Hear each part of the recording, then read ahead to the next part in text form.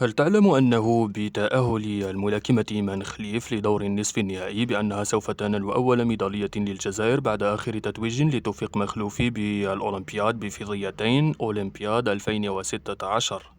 وأول ميدالية للجزائر في الملاكمة منذ برونزية محمد علالو في سيدني 2000،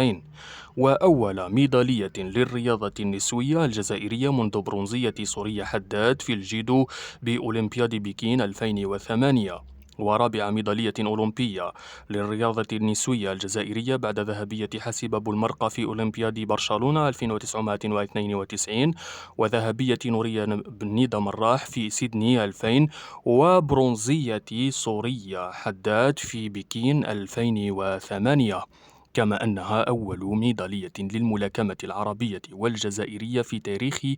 الأولمبياد. وفي حال تتويج إيمان خليف بالميدالية الذهبية، ستكون الميدالية الذهبية الثانية للجزائر والعرب في تاريخ الأولمبياد في الملاكمة بعد ذهبية الراحل حسين سلطاني في أتلانتا 1996.